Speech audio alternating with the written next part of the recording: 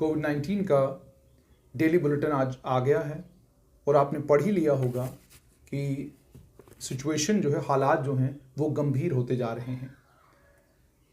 गंभीर इसलिए होते जा रहे हैं, आईसीयू में नंबर बढ़ता जा रहा है और जो लोग ऑक्सीजन सपोर्ट के ऊपर हैं उनका नंबर भी रोज़ बढ़ रहा है। यही चिंताजनक है। अगर ऑक्सीजन सपोर्ट पर पेशेंट को हॉस्पिटल में रहना पड़ रहा है, वो उस पेशेंट की रिकवरी के लिए ठीक है, लेकिन अक्सर और बेशतर ऑक्सीजन सपोर्ट पर जाने के बाद इंसान को बहुत सारी मुश्किलात का सामना जो है वो हॉस्पिटल में करना पड़ता है। और ये भी कोविड-19 को लेकर साफ तौर पर डॉक्टर्स का, वायरोलॉजिस्टों का, एपिडेमोलॉजिस्टों का जिनसे हमारी बात होती है, उनका साफ तौर पर कोविड-19 के बारे में ये कहना है कि इस इन्फेक्शन के बाद हालात कब बद से बदतर हो जाएं कोई पता नहीं चलता। आप एसिम्प्टोमेटिक हो सकते हैं और जब सिम्टम्स आने लग जाएं 5 दिन के बाद तो हालात बिगड़ने में ज़्यादा वक्त नहीं लगता। कश्मीर घाटी में हालात गंभीर होते जा रहे हैं। आज का जो बुलेटिन हमारे स्वास्थ्य विभाग से जो आज का हमारा बुलेटिन आया है, उस बुलेटिन पर जब मेरी नज़र पड़ी तो उस बुलेटिन से मुझे ये मालूम पड़ा कि 188 लोग ऑक्सीजन सपोर्ट पर कश्मीर घाटी के अलग अलग अस्पतालों में हैं। 165 लोग एडमिट हैं, ऑक्सीजन सपोर्ट की उनको ज़रूरत नहीं। 47 और उसके अलावा 59 लोग आईसीयू में हैं, इंटेंसिव केयर यूनिट में हैं। और जब आपको हॉस्पिटल के वार्ड से इंटेंसिव केयर यूनिट में शिफ्ट किया जाता है, इसका साफ तौर पर ये मतलब है कि आपकी स्थिति ठीक नहीं है और आपकी स्थिति को ठीक रखने के लिए और आपके वाइटल्स पर लगातार नजर रखने के लिए आपको वार्ड से आईसीयू में शिफ्ट किया जा रहा है। आईसीयू के 59 कश्मीर में अलग अलग अस्पतालों में 59 बेड्स आईसीयू के ऐसे हैं जिन पर इस समय पेशेंट हैं। इसी तरीके से जम्मू रीजन में, जम्मू संभाग में 36 आईसीयू के बेड्स हैं जिन पर इस समय पेशेंट हैं। इसका मतलब साफ तौर पर यह है कि हालात गंभीर हैं। और थोड़ा सा अगर मैं और आपके साथ डिटेल्स शेयर करूं, गवर्नमेंट मेडिकल कॉलेज जम्मू में 23 लोग, जो मेरे पास जानकारी है उसके मुताबिक 23 लोग आईसीयू में तो हैं लेकिन वेंटिलेटर पर नहीं हैं। 5 लोग नॉन इन्वेजिव वेंटिलेटर पर आईसीयू में हैं और 2 लोग इन्वेजिव वेंटिलेटर पर आईसीयू के अंदर हैं। यानी अगर कुल हम देखें कितने लोग जम्मू में, गवर्नमेंट मेडिकल कॉलेज जम्मू की बात कर रहा हूं मैं, 30 लोग गवर्नमेंट मेडिकल कॉलेज जम्मू में इस समय आईसीयू में हैं। और ये वैक्सीनेशन के बीच में, जब वैक्सीनेशन एक तरफ से हो रही है और आप और मैं, हमारे घरों के बुजुर्ग रेजिस्टेंट हैं, रिलक्टेंट हैं, हमें वैक्सीन नहीं लगवानी, वैक्सीन के साइड इफेक्ट्स हैं, वैक्सीन से ये परेशानी है, फलाने वैक्सीन लगवाई वो दोबारा इन्फेक्ट हो गया। डॉक्टर फारूक अब्दुल्ला, 80 साल से ज्यादा उनकी उम्र, इस उम्र में वैक्सीन का 1 डोज लगा था, उसके बाद कोविड पॉजिटिव होने के बाद घर वापस चले गए। इसलिए बुजुर्गों से गुजारिश, कोविड-19 के इस मोहलिक मर्ज में मुब्तला होकर मरने से बेहतर है कि आप कोविड-19 की वैक्सीनेशन का हिस्सा बने। यह वैक्सीन आपकी जान बचाएगा, यकीन मानिए ये वैक्सीन आपकी जान बचाएगा। कोविशील्ड शील्ड का काम करेगा। घबराएं नहीं, डरे नहीं। डॉक्टर्स और जितने भी साइंटिस्ट हैं उन्होंने बड़ी मेहनत के साथ इस वैक्सीन को तैयार किया है। ये वैक्सीन आपकी जान बचाएगा। आप मेहरबानी करके घरों से निकलें, आप वैक्सीनेशन जरूर करवाएं। मिथ को डरना, घबराना, मौत और जिंदगी, ये सच्चाई है, इससे हम दूर नहीं भाग सकते। लेकिन यह भी सच्चाई है कि कोविड-19 की वैक्सीन लगने के बाद आप अगर कोविड पॉजिटिव भी हो जाते हैं तो बीमारी इतनी खतरनाक नहीं होगी, डबल निमोनिया की नौबत नहीं आएगी, नमूनिया नहीं होगा, लंग्स खराब नहीं होंगे। इसलिए गुजारिश कि आप वैक्सीनेशन जरूर करवाएं। और थोड़ी सी जानकारी आपको और दें, नारायणा हॉस्पिटल की तफसीलात मेरे पास है। नारायणा हॉस्पिटल में भी इस समय 6 लोग आईसीयू में हैं, 5 लोग आईसीयू में एडमिट हैं, उन्हें वेंटिलेटर की जरूरत नहीं, लेकिन एक पेशेंट है जो नॉन इन्वेजिव वेंटिलेटर पर नारायणा हॉस्पिटल में भी है। यानी कुल मिलाकर जम्मू संभाग की अगर बात की जाए तो 28 28 लोग आईसीयू में तो हैं लेकिन वेंटिलेटर की उनको जरूरत नहीं, 6 लोग नॉन इन्वेजिव वेंटिलेटर पर हैं और 2 लोग इन्वेजिव वेंटिलेटर पर हैं। यानी स्थिति गंभीर होती जा रही है। हम वहीं पहुंच रहे हैं जहां से हम वापस आए थे, और वहां पहुंचने की वजह यह है कि मैंने और आपने, हम सब ने मास्क को ठुड्डी पर पहनना शुरू कर दिया। हमने मजाक बनाया, और आज भी हम मजाक बना रहे हैं। बहुत सारे बेवकूफों को मैं अपनी फेसबुक की वॉल के ऊपर नीचे लिखते हुए देख रहा हूं कि यह साजिश है। साजिश के चक्कर में ही रहिएगा जब तक आप इन्फेक्शन आपको आकर ना पकड़े। कोई साजिश नहीं है, एक बीमारी है, एक इन्फेक्शन है, जो इन्फेक्शन मुहलिक है, खतरनाक है। उसके बाद जब कश्मीर घाटी का मैं नंबर देख रहा हूं, मुझे हैरानगी होती है कि एडमिनिस्ट्रेशन को जितने कदम कश्मीर में उठाने चाहिए उतने क्यों नहीं उठा रही है। पर्यटन को बाद में भी देखा जा सकता है, पहले जान बचाना जरूरी है। SMHS hospital, government medical college Srinagar, वहां पर इस समय 221 बेड अवेलेबल हैं, और मेरे पास जो जानकारी है वहां पर 12 इस वक्त कोविड पेशेंट एडमिट हैं, और ये 12 के 12 पेशेंट ऑक्सीजन सपोर्ट पर हैं। 12 पेशेंट एडमिट हैं, 12 के 12 ऑक्सीजन सपोर्ट पर हैं। 11 बेड वहां पर अवेलेबल हैं आइसोलेशन में, लेकिन सभी खाली हैं अभी तक। स्किम्स हॉस्पिटल सावरा में 85 के करीब पेशेंट एडमिट हैं, 70 लोग ऑक्सीजन सपोर्ट पर हैं। अगर मामला गंभीर नहीं है तो फिर क्या है? 11 लोग बिना ऑक्सीजन सपोर्ट के हैं। हम जो ये नाइट कर्फ्यू और ये सब चीजें देख रहे हैं, इसका साफ तौर पर मतलब ये है कि एडमिनिस्ट्रेशन समझ चुकी है कि हालात खराब होना शुरू हुए हैं। सीडी हॉस्पिटल श्रीनगर में 66 के करीब पेशेंट एडमिट हैं। 44 लोग इस समय सीडी हॉस्पिटल श्रीनगर में ऑक्सीजन सपोर्ट पर हैं, यानी उनको बाहर से ऑक्सीजन दी जा रही है जिस ऑक्सीजन सपोर्ट पर वो इस समय हैं। 5 लोग हैं जिन्हें ऑक्सीजन सपोर्ट की जरूरत नहीं, वो भी एडमिट हैं। और इसी स्किम्स हॉस्पिटल स्किम्स सावरा में 4 लोग आईसीयू में भी हैं। चेस्ट डिजीज हॉस्पिटल श्रीनगर में 13 लोग इस वक्त आईसीयू में तो हैं लेकिन वेंटिलेटर पर नहीं हैं। 1 आदमी नॉन इन्वेजिव वेंटिलेटर पर है और 3 लोग इन्वेजिव वेंटिलेटर पर हैं। JLNM hospital, Jawaharlal Nehru memorial hospital में 19 पेशेंट हैं। अभी तक किसी को ऑक्सीजन सपोर्ट की जरूरत नहीं पड़ी, वहां पर आईसीयू खाली है। इसी तरीके से कश्मीर नर्सिंग होम श्रीनगर की अगर मैं बात करूं, 25 लोग वहां पर एडमिट हैं, 15 लोग ऑक्सीजन सपोर्ट पर हैं, 10 लोग ऑक्सीजन सपोर्ट के बगैर हैं। गवर्नमेंट मेडिकल कॉलेज बारामुल्ला में 10 लोग हैं, 10 के 10 ऑक्सीजन सपोर्ट पर हैं। सब डिस्ट्रिक्ट हॉस्पिटल सोपुर बारामुल्ला में 17 लोग हैं, 3 लोग ऑक्सीजन सपोर्ट पर हैं, 14 लोगों को ऑक्सीजन सपोर्ट की जरूरत नहीं। गवर्नमेंट मेडिकल कॉलेज अनंतनाग में 9 लोग हैं, 7 ऑक्सीजन सपोर्ट पर हैं और 2 आईसीयू में इस समय एडमिट हैं।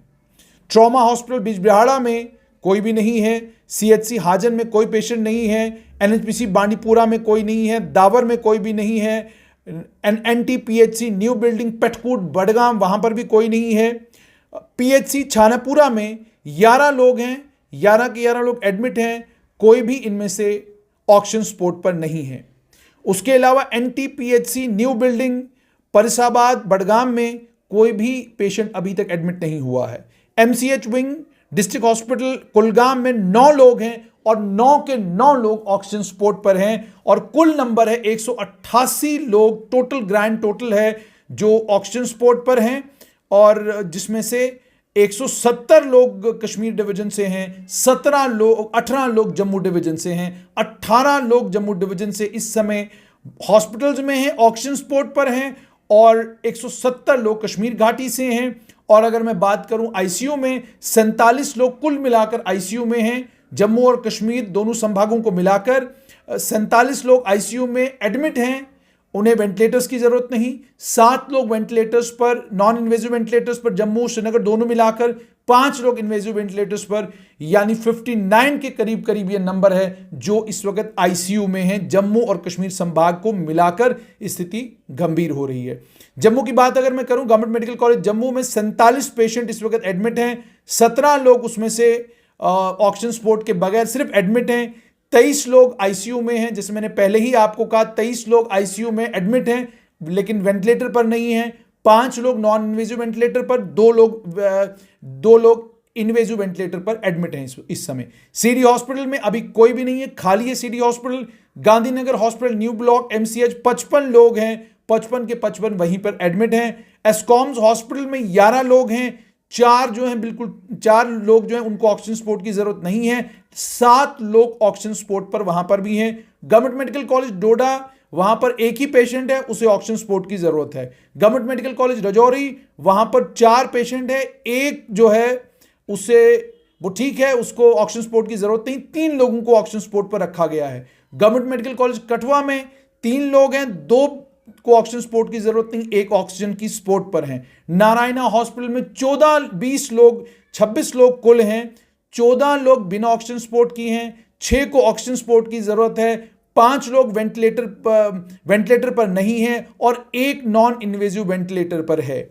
डिस्ट्रिक्ट हॉस्पिटल रियासी में 2 लोग हैं, दोनों एडमिट हैं, उन्हें ऑक्सीजन सपोर्ट की जरूरत नहीं। डिस्ट्रिक्ट हॉस्पिटल किश्तवाड़, पुंछ और उधमपुर, यहां अभी तक नंबर 0 है, लेकिन स्थिति गंभीर है। गंभीर क्यों है? क्योंकि आज के दिन भी 808 केसेस आए हैं पूरे जम्मू कश्मीर से। इसमें टोटल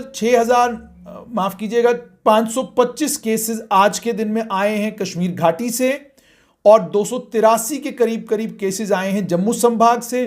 टोटल 108 केसेस जो हैं वो जम्मू कश्मीर से आज भी रिपोर्ट हुए हैं और इसमें से 144 ट्रैवलर हैं, 144 ट्रैवलर हैं, 664 लोग वो हैं जो जम्मू कश्मीर के बाशिंदा हैं, यहीं के रहने वाले हैं और 664 लोग जो हैं वो आज के दिन में कोविड पॉजिटिव आए हैं, वो जो यहीं के हैं। 144 ट्रैवलर हैं जो बाहर से आए थे, 808 लोग एक कुल मिलाकर हैं।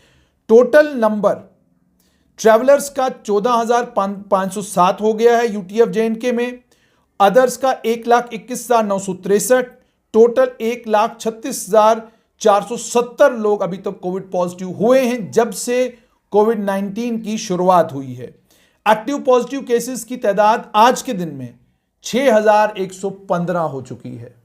6,115 गंभीर है, चिंताजनक है। एडमिनिस्ट्रेशन बहुत सारे कदम उठा रही है, लेकिन बहुत सारे और कदम उठाने की जरूरत है।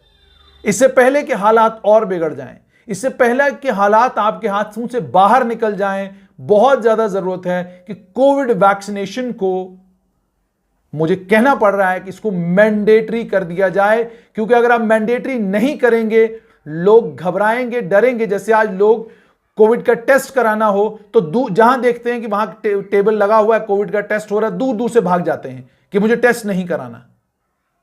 उन्हें मंजूर है कि वो बीमार होकर हॉस्पिटल में जाकर एडमिट हो और फिर हू हल्ला और हंगामा करते रहें कि देखिए जी हॉस्पिटल में ये चीज अवेलेबल नहीं, वो चीज अवेलेबल नहीं, हॉस्पिटल में डॉक्टर्स ठीक से काम नहीं कर रहे, ये नहीं कर रहे, वो नहीं कर रहे। कोई इन्हें ये कह नहीं रहा कि ये दिल की बीमारी नहीं है, ये कोई फेफड़ों का दर्द नहीं है, ये खराब किडनियां नहीं हैं कि जिसके लिए आप दवाई ले रहे हैं और आप मेडिकल कॉलेज जाएंगे और आपको मालूम है पूरा कोर्स उस बीमारी का। ये तो वो चीज है कि आपको इन्फेक्शन हो गया, आपको मालूम ही नहीं, आपकी बेहतियाती की वजह से आपको इन्फेक्शन हुआ और आप अस्पताल पहुंच गए और उसके बाद आपको ये मालूम नहीं कि how this disease will run the course.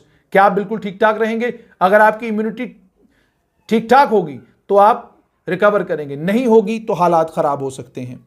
मैं इन फिगर्स को देख रहा था तो आज के दिन 6,115 टोटल एक्टिव पॉजिटिव केसेस हैं और इसमें बड़ा चंक 4,206 जो है वो कश्मीर संभाग का है और छोटा चंक यानी 1,909 केसेस का जम्मू संभाग का है। और आज के दिन में 60 रिकवरीज हुई हैं। टोटल 51,960 लोग रिकवर हुए हैं और 747 लोगों की मौत हुई है। ये मौत की बात बिल्कुल आखिर में करूंगा कि आज भी जम्मू डिवीजन से 2 लोगों की मौत कोविड-19 के कारण हुई है और कश्मीर संभाग से भी 2 लोगों की मौत कोविड-19 के कारण हुई है। और एक और तमाशा, एक और बात जो फेसबुक के ऊपर अलग अलग लोगों ने अपना स्टेटस बनाना शुरू कर दिया है। हुजूर, रमजान अगर शुरू हो रहा है तो रमजान के साथ साथ में नवरात्रे भी शुरू हो रहे हैं। हर चीज को कॉन्स्पिरेसी के साथ देखना, सरकार के मंसूबों पर शक करते रहना कि जी सरकार हमारे खिलाफ कॉन्स्पायरेसी कर रही है। अगर आपके खिलाफ हो रही है तो महाराष्ट्र में किन के खिलाफ कॉन्स्पायरेसी हो रही है? अगर आपके खिलाफ हो रही है तो गुजरात में, सूरत में जो सूरत हाल बनी हुई है उनके खिलाफ भी क्या कॉन्स्पायरेसी हो रही है? वहां भी पर भी तो रिस्ट्रिक्शंस लगाई जा रही हैं। अन्य बहुत सारी और जगहों पर रिस्ट्रिक्शंस लग रही हैं और लोग रिस्ट्रिक्शंस को समझते भी हैं। और पिछले पूरे इस कोविड 19 के इस पूरे काल में मैंने एक एक चीज पर नजर रखी। सरकार ने अगर किसी भी धार्मिक फेस्टिवल पर प्रतिबंध लगाया तो हर धर्म, हर समुदाय के आदमी ने उसका वेलकम किया और सरकार के साथ पूरा कोऑपरेट किया। और इस टाइम भी आपको यह समझना होगा कि जो नाइट कर्फ्यू लगाया गया है उसको लेकर बहुत सारे लोग बहुत सारी बातें कर रहे हैं। नाइट कर्फ्यू, जाहिर सी बात है, कर्फ्यू का नाम सुनते ही इंसान के जहन में आता है हालात गंभीर होने लगे हैं, हालात खराब होने लगे हैं, मुझे दिन में भी कम बाहर निकलना चाहिए। एक मैसेज देने की कोशिश कर रही है एडमिनिस्ट्रेशन कर्फ्यू, नाइट कर्फ्यू लगाने के जरिए कि हम रात से शुरू हो रहे हैं 10 से 6, हमें दिन में यह कर्फ्यू एक्सटेंड ना करना पड़े। आपसे गुजारिश है, रात का कर्फ्यू लगाने का मतलब यह है हालात गंभीर हैं, चिंताजनक हैं। हम चाहते हैं कि नाइट कर्फ्यू से एक मैसेज तमाम लोगों के बीच में चला जाए कि आपको दिन के टाइम में एहतियात करनी है। और दिन के टाइम में, चूंकि आप जानते हैं सरकार समझती है, एडमिनिस्ट्रेशन समझती है कि अगर हम एकदम दिन में कर्फ्यू लगा दें, लॉकडाउन कर दें, तो वो गरीब आदमी रोटी कहां से खाएगा। कल आपने देखा होगा कि मेला लगा हुआ था, मेले में जो लोग हैं वो कितने परेशान हैं। वो गरीब आदमी जो सड़क के ऊपर जिसने काम करें, जिसकी सरकारी मुलाजमत नहीं है, जिसको एक हर महीने तनख्वाह घर बैठे नहीं मिलनी है, जिसको सड़क के ऊपर उतरना है, मेटाडोर का कंडक्टर है, मेटाडोर के ड्राइवर हैं, ऑटो चालक हैं, बाकी लोग हैं जिनकी रोजी रोटी सड़कों के ऊपर है, वो लोग कहां जाएंगे। इसलिए सरकार उन सब के बारे में भी सोचती है, आम लोगों के बारे में भी सोचती है। उसी के चलते नाइट कर्फ्यू के जरिए एक अलार्म बेल रिंग की जाती है ताकि लोगों को यह बात बावर कराई जाए, समझाई जाए कि जनाब हालात खराब होने लगे हैं। रात में हमने जो है कर्फ्यू लगाना शुरू किया है ताकि आप लोगों तक ये मैसेज पहुंचे कि ये कर्फ्यू दिन में भी लग सकता है। गुजारिश आप लोगों से यही, कोविड 19 की वैक्सीनेशन हो रही है, वैक्सीनेशन के हिस्सेदार बने, अपने आप को वैक्सीनेट करवाएं, अपने बुजुर्गों को घर के वैक्सीनेट करवाएं। जो नहीं मानता है जबरदस्ती उसको वैक्सीनेशन साइट पर आप घर के लोग, सरकार से नहीं, आप घर के लोग लेकर जाएं और वैक्सीनेट कराएं। वैक्सीनेशन एकमात्र तरीका है कोविड 19 से जान बचाने का, कोई कॉन्स्पिरेसी नहीं है। इसराइल ने 90% वैक्सीनेशन अचीव की है। यूएसए में करोड़ों लोग वैक्सीनेट हो गए हैं। आप यूएस की रिपोर्ट्स पढ़िए, वहां हालात कितना बेहतर होने शुरू हुए हैं। उसके अलावा एक डॉक्टर साहब हैं जो रोज ट्विटर पर कह रहे हैं कि जनाब वैक्सीनेशन से के बाद मान लीजिए अगर आप कोविड पॉजिटिव भी होते हैं तो डिजीज स्वेयर नहीं होगी, ये बीमारी आपको नुकसान नहीं पहुंचा पाएगी। इस वायरस के और भी बहुत सारे वेरिएंट्स आ चुके हैं, लेकिन कंपनीज जितनी भी हैं, ये वैक्सीन मैन्युफैक्चरिंग कंपनीज, वो ये क्लेम कर रही हैं कि इन तमाम वेरिएंट्स पर ये वैक्सीन इफेक्टिव हैं। ब्लड क्लॉट्स को लेकर एक कहानी चल रही है, लेकिन आप एक बात ये समझिए कि अगर आप कोई भी दवाई की टिक्की लेंगे, उस दवाई की टिक्की के ऊपर लिखा होता है कि इसके साइड इफेक्ट्स ये हैं, और कुछ लोग हैं जिन्हें वो साइड इफेक्ट्स होते हैं। आप अपने घर में एक टेबलेट ले आते हैं, जिस टेबलेट खाते हैं उसके बाद फौरन आपको रैश होना शुरू हो जाता है। डॉक्टर साहब को फोन लगाते हैं, वो कहते हैं ये टेबलेट चेंज करो, दूसरी खाओ, इसका साइड इफेक्ट है ये। तो जाहिर सी बात है दवाइयों में साइड इफेक्ट है, जो इंजेक्शन आप लगवाते हैं उसमें साइड इफेक्ट है, तो वैक्सीन में भी जाहिर सी बात है कुछ ना कुछ साइड इफेक्ट्स तो जरूर होंगे। लेकिन उसका कतई ये मतलब नहीं है कि वैक्सीन जो है ये ठीक नहीं है, ये साजिश है। और एक और जो कहानी आज एक डॉक्टर साहब ने भी कही कि ये कहा जा रहा है कि ये जी इस वैक्सीन के जरिए कोशिश की जा रही है कि रिप्रोडक्शन को रोका जाए। अमेरिका वाले पहले अपनी रिप्रोडक्शन रोक लेंगे, मतलब पहले अमेरिका वाले अपने लोगों का नुकसान करेंगे। यही वैक्सीन बिहार में लग रही है, गुजरात, राजस्थान, सब जगह लग रही है। तो ये इनफर्टिलिटी कराने के लिए सरकार की साजिश है। इस तरह की बेहुदा और बेवकूफाना बातें ना करें, वैक्सीन लगवाएं, खुद को भी लगवाएं, अपने परिवार को भी लगवाएं, अपनी जान भी बचाएं, और आप वैक्सीनेट होंगे तो आप बाकी लोगों की भी जान बचाएंगे। बहुत बहुत शुक्रिया हमारे साथ जुड़ने के लिए।